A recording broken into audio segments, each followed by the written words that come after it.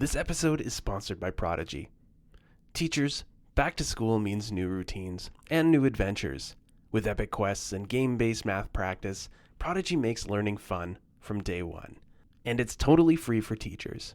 Learn more at prodigy.com.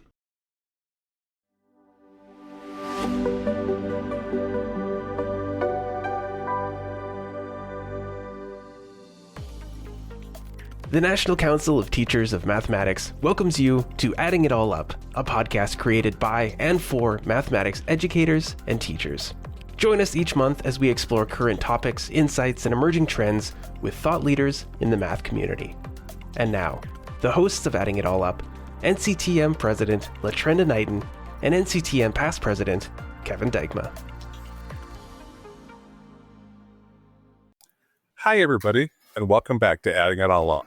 We're glad you're joining us as we head into another school year full of possibilities. It's always amazing how quickly summer flies by. 1 minute you're reflecting on the past school year, and the next you're setting up your classroom again and wondering if the expo markers survive the summer heat. That is so true, Kevin. Every new school year brings its own energy. There's the excitement of meeting new students, the challenge of trying new strategies, and the constant hope that this year you'll make an even deeper impact. I was thinking back to my first few years of teaching. I know I used to focus on having everything all set up just perfectly and then jumping straight into the content. But after a few years, I started to realize it's more important that I spend some time thinking about how students feel when they're walking into the math classroom rather than just what we're teaching them. So true. We talk a lot at NCTM about creating spaces where students see themselves as learners and doers of mathematics. That work starts on day one. So, with the tone that we set, the questions we ask, and the relationships we build. One of the things that I found the most memorable from my years as a teacher is like you, I always wanted to have the perfect classroom on the first day of school. And so, as an elementary teacher, sometimes you even feel as if there's a competition to make sure that you've got like classroom beautiful. But one of the things I learned is saving some parts of the classroom for my students to actually have them build and construct part of that classroom as we begin our first couple of days of the year together. And it really helps establish that sense of community because it's not just my place, it's their place as well. So that's one thing that I learned. And that was a good takeaway for me to use for future years. I so appreciate that, LaTrenda. I'm going to use that as an excuse for why my room always looked disastrous at times and why I had so many blank walls up there. I'm going to say I left it so I could co-create the space with my students. But joking aside, I do think it's important to have some of that space there, even in the secondary settings where we may not think of community building the same way we do in the elementary classrooms, but we still need to spend some time on community building and co-creating some of those spaces and coming up with some of our agreed norms and figuring out what are we going to have the space that we're going to live in for the next 9 months? What do we want it to look like? So true. So today we're having a conversation about what it really means to set up for success at the start of the school year, from building community to launching meaningful math routines to supporting new teachers entering the field. We'll also hear from a couple of incredible educators who've learned, reflected, and grown through back-to-school seasons. So whether this is your first year or your 20th year, we hope this episode gives you ideas, encouragement, and maybe even a little spark as you prepare to welcome back your students. We're going to let our panelists introduce themselves, but we're so glad they're here. Elaine, do you want to kick us off? Sure. Hi, I'm Elaine Saunders. I'm in Cerrito, Arizona at Cerrito High School. Thanks. And Zephyrin, you want to go next? I am Zepherine Miller, and I'm in Oklahoma, and I am an elementary school teacher. Fantastic. And certainly last but not least, Shin. Hi, I'm Shin Law, and I teach in Athens, Georgia. I'm a middle school math teacher, and I teach 4th to 8th grade. It is wonderful to have the three of you here. I can just feel your enthusiasm across the virtual ways here. So we're going to start with our first question. How do you approach the first few days of school To build a sense of community and establish your classroom culture, are there any routines or structures you use early in the year to help students engage with math and feel confident as learners? One of the things that I do multiple things when we start back to school is I like kids to introduce themselves. And then I do a game where it's like get to know the teacher because I want them to feel comfortable before we start into our expectations and procedures, just to get to know who I am. We get to know each other. And then we go into, I have my non-negotiables, and then we create classroom expectations. What do our classroom look like when we enter it? What do it look like when we line up? So instead of me saying this is what you're going to do, they would tell me what should this look like for our space. I never introduce our class as Miss Miller's class. I always say, hey, you're welcome into our learning space. So they don't feel like, oh, well, I'm in Miss Miller's class. And I'm like, no, it's our class. So just to let them know, like, it's just not my space, but it's all of our spaces. And then we do a Say Fred activity where they have to work in partners, and they used what they came up with of what that should look like, and we demonstrate that out. How I kind of put math into it is I give them a survey, and they just kind of tell me, what do they think? How do they feel about math? What is it that they don't like about math? Why do they feel math is hard? And then we'll do a math talk. One of the favorites that they love to do is conditioning, where you give me 3 numbers and think of place value while you're doing that. And so as I give each clue, they're looking to see if their number is matched in that. So say one of my conditions was to have a 1 in the ones place. If they have a 1 in the ones place, then they get to get a mark. And then we just kind of keep going through that. So each clue is kind of revealed to see if their number gets it. And then we just talk about how can we be the best mathematicians in our space, and what that looked like for us. I'm just going to add from my middle school perspective, it's amazing how much work our elementary teachers do with teaching our kids sort of the rules and how to play school and how to do those things. And things that I always just take for granted, that my kids know how to enter a classroom, how they know how to exit a classroom. And it's because of teachers like you, Zephyrin, that are spending that time teaching them, that when they get to 8th grade, I'm not having to spend that time. I was trained in elementary school, but then the way that my school works is it's a STEAM school. So I teach 4th to 8th grade. And I think this year I'm going to start Algebra 1, and I'm the math teacher. I like to joke how I'm the math department, but we actually are hiring another math teacher this year. So that's really exciting.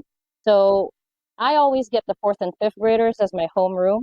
And the way that I like to, the same way that you do, Zephyrin, I want them to learn the procedures, and I want to get to know them. I want to learn about them. But the special thing about my school is that I loop up with these kids. So I've had these kids last year, and I've had these kids the year before. So this will be the 4th year I'm teaching these children. The 4th grades are going to be fresh off the batch, off the oven. But then the rest of them, I already really know pretty well with 1 or 2 new kids. But a lot of times, like, what I find that is special is that the kids like to talk, oh my goodness, this teacher is so crazy. Oh my goodness, this teacher is ridiculous. And then they like to like tell each other like, oh, she's going to do this, watch. And then I always try to not meet their expectations at all. And a lot of times what I do during the first day of school is I play with the kids. For me, play is the center of my classroom. I like to play games. I like to make things competitive. It's because for me, the easiest way to earn trust with my students, especially on the first day, is to play with them. So I like to make everything into a healthy competition and the community build. So for 4th and 5th graders, we would do a whiteboard games. I call this game Caterpillar, where they have to skip count and list out numbers. So if we start at 3, I'll be like, okay, skip count by 5. And then we have to switch. There's a lot of movement in the classroom for 4th and 5th graders. 6th, 7th, and 8th graders, because we're a STEAM school, I like to enter in with a team building challenge, which we then use as a basis to create expectations in the classroom. Because in my classroom, we think together, we're a math community. Alone, we cannot, including myself. Like, I always tell the students, my goal is to make sure that they know more than me and they're able to do more than me. And so that makes it a very big team effort situation. So with the STEAM challenges, I try to figure out, oh, okay, so these kids, these 2 don't get along, these 2 do. How will I maneuver these? And then usually I use that as a basis to form small groups. And of course, it switches every time. But really, for me, the way that I start my school year is through play and through community building. And a lot of times it's through games. And layered on top of that, we build our expectations as a group together based off of how the activity went as a debrief situation. How do you approach the first few days of school to build a sense of community and establish your classroom culture? Are there any routines or structures you use early in the year to help students engage with math and feel confident as learners? I think I'm gonna steal from everybody a little bit and kind of thank the elementary and middle school teachers for establishing routines so well with the students. By the time they get to high school, it's kind of nice. They come in, they know what to do, they understand those expectations. And so for me to help build that community, it's like finding and creating space for little moments to have non-mathematical interactions with students. I think just like you said, Latrenda, you leave space for them to have ownership in your room. So I have a giant wall that's flowers that they make, and they write things about themselves on the flowers, and then they staple the flowers to this giant wall. And we have this gigantic wall of flowers every year. But while they're making it, right, it's like my time filler because the first week is always awkward. So here's this time filler. Anytime there's time filler, they can work on the flowers. And I'm just kind of wandering around, creeping on their flowers and just asking them questions, low stake questions like, oh, that's your favorite song? That's cool. Why? Oh, you're good at this? That's awesome. Why? So creating space just to get to know them outside of math. And then for high school, so many of them, as a part of their ingrained identity, is that they're bad at math. And so the first week or two, while we're building our classroom agreements, each class period gets their own. But while we're doing those, having low stakes math tasks in groups. Okay, let's focus on one of the agreements that you made. Choose one that you're going to focus on so that we can edit it in any way.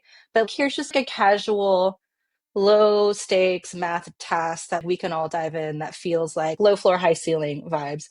And really focusing on the effort, their contribution, how they interacted with their team, as opposed to getting a correct answer. Whatever, I don't care about that. As long as we're talking and sharing, I think that's building that idea of that's what I want. We'll get to the answer. That's not at all a doubt in my life, but this is the bread and butter that we want. So building that aspect of community in there is how I do it.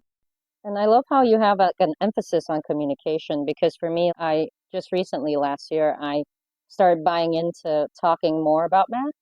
And I bet you do that too, Zephyrin, in elementary, because I've always had this idea, or a lot of people have this idea, that math is only about numbers.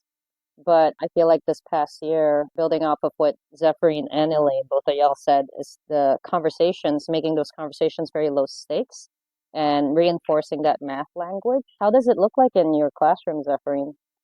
What it would look like for fifth grade, I'm not sure. But I know when I did first grade, we will always start off with putting our math hats on. And then we will think about the language and what that looks like for first grade. And then we will break it down. And then sometimes my class, that first grade class I had, they were real big into music. And so we would say, okay, well, let's make a song out of that. And so we have a word problem, but I want them to create a song out of that. And then at the end, they will give out what the sum or what the difference was or things like that. So it was a lot of movement and a lot of music. So I would bring in a guitar. We will get music like drums and things, tambourines from music, and bring that into the classroom and incorporate that. And then we talk about beats. So we incorporated music into that math as well. Well, how many beats are between that song? And so they would clap and count it out or sing it out and things like that. So my class is very loud sometimes. So fifth grade, I'm hoping to figure out what their interest is and bring that into math. I'm not in for them to sit in their seats all the time. I want them up and moving. I want them to not just be like robots. I want them to really engage and learn, because I was reading an article not too long ago where math has been like the subject most kids do not care for, along with reading. So to bring a love for math into it and using what their interest is and finding out why they don't like math, and try to flip that around to where they can be like, when I leave our class, I want them to know math ain't so bad. It's not as bad as what it was made out to be. Zephyrin, just one piece of advice I can give you for having taught every elementary grade: keep that idea, because fifth graders want to and need to move and be active in math just as much as first graders do. And they would enjoy the music component as well. Kids love music, so keep that spirit. and keep your class loud. I need you to say that and sign a piece of paper so that I could put it at my door, because my classroom is very loud. And now that Trinda, you are allowing that, I'm all good. Math is loud. Also, Sheen, there's a book out called The Loud Classroom that I like to read to my students too. So they understand what is a loud class. Like, what does it sound like? What does it look like and feel like versus what does it not look like, sound like, and feel like? So that way they don't be like, oh, there's class loud, but this is why our class is loud. And I think learning should be loud.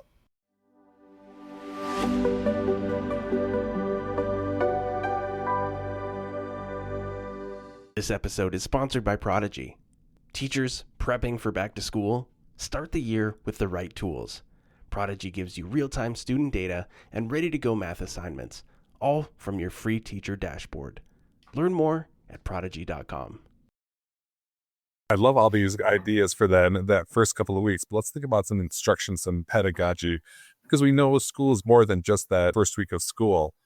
You think of some of the recent and not so recent, conversations around artificial intelligence, data literacy, making, the pedagogy culturally relevant. What are some shifts that you've seen in your own instruction over the last couple of years, and what shifts are you thinking about making for this upcoming school year? So for me, a lot of times when I use AI, it's really more for me in terms of planning.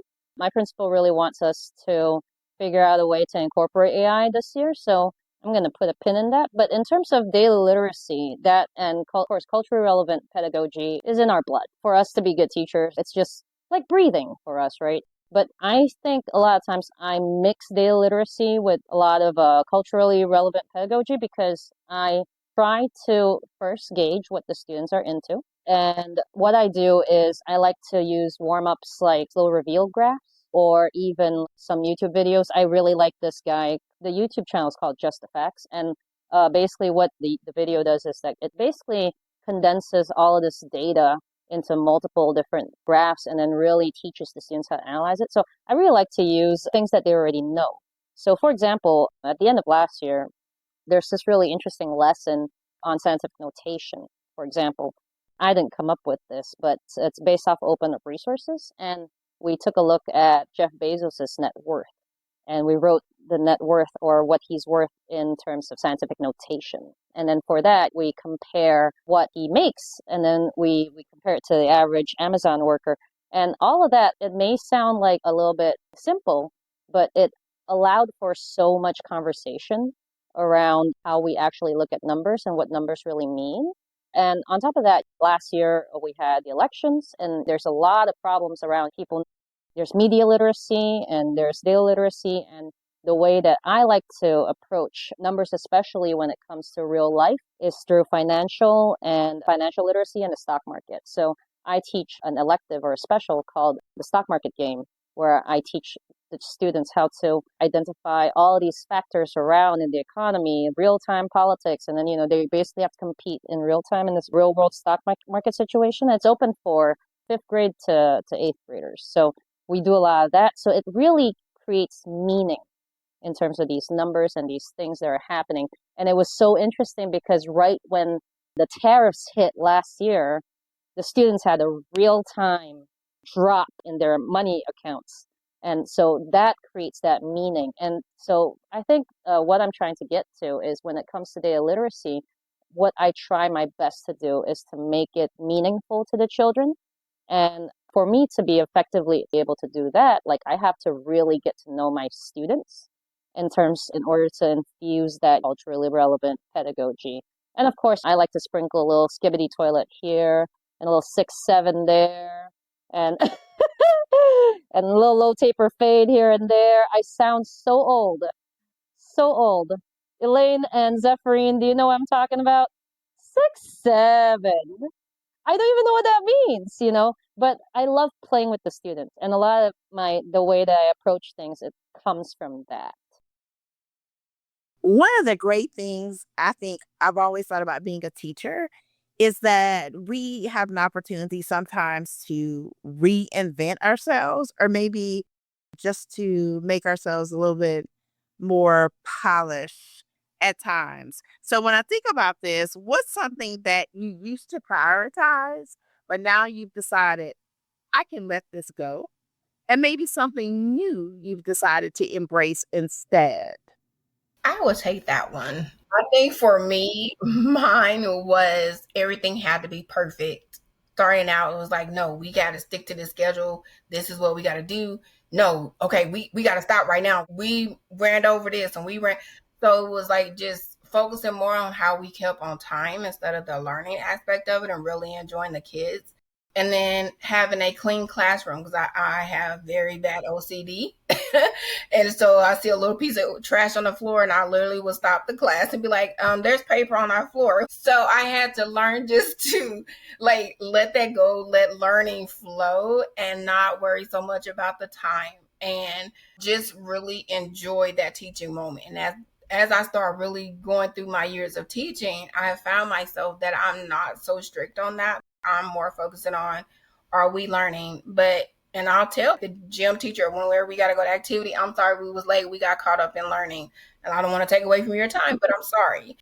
And so, I seen a real big difference, not just me not stressing so much and being like, oh, but actually relax and enjoying teaching. Because that first year, I was just like, I don't know if this is for me. I'm like stressing.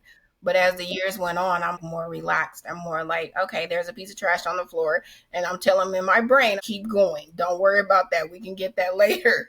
Or just being able to be flexible and be open and understand that you got so many different personalities in that classroom and how to understand their language of communication. So that way I can understand in mine as well and how I bring that into the classroom.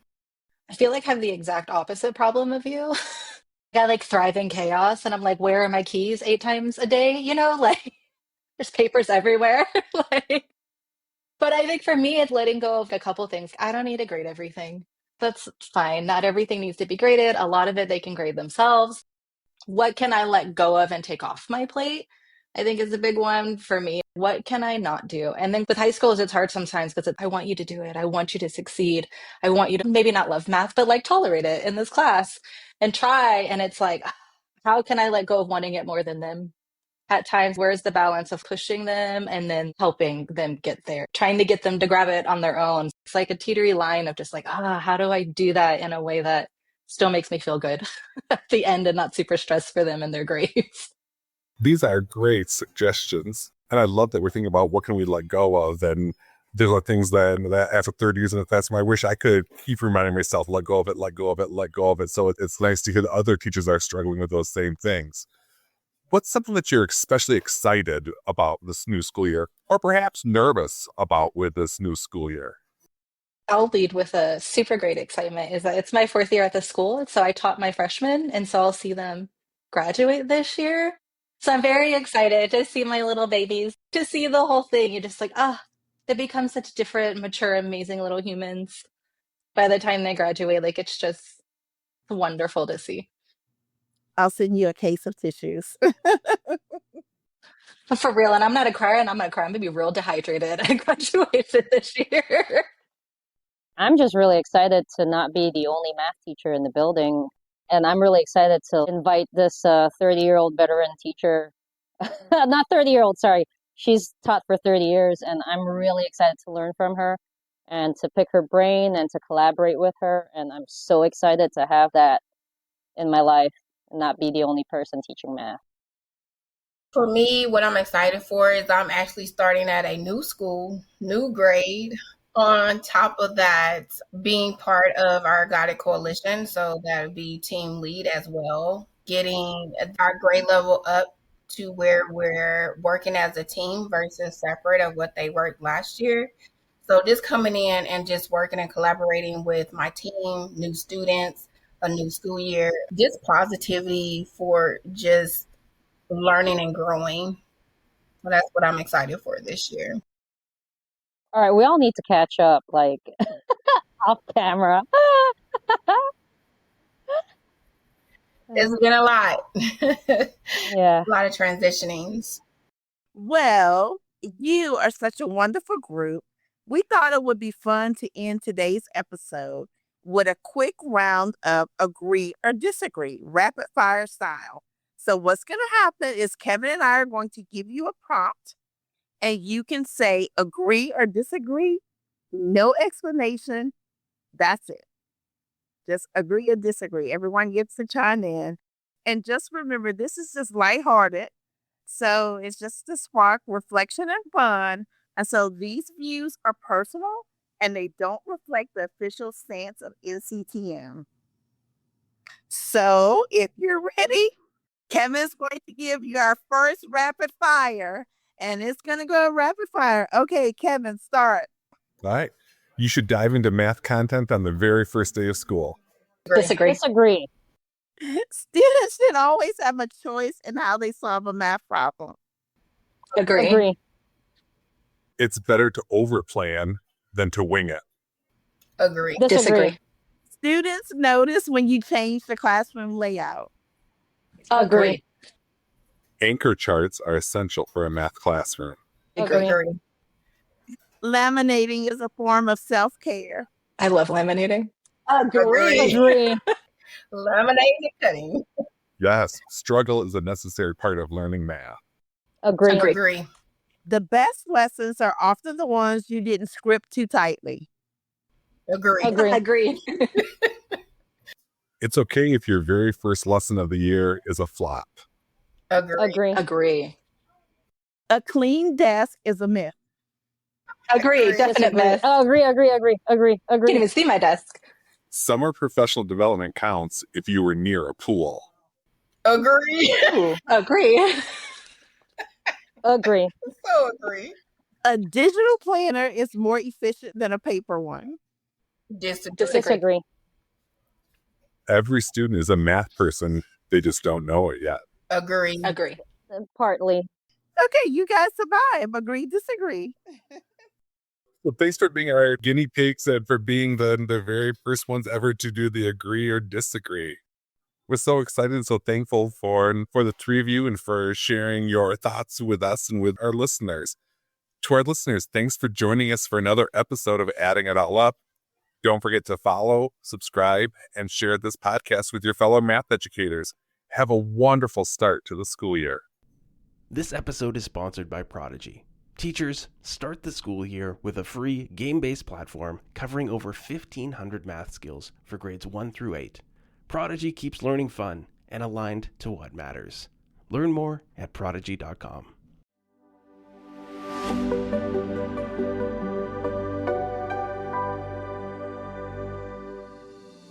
Thank you for listening to this episode of Adding It All Up. At NCTM, we strive to bring you the biggest topics happening in mathematics. Join us next month for another exciting discussion.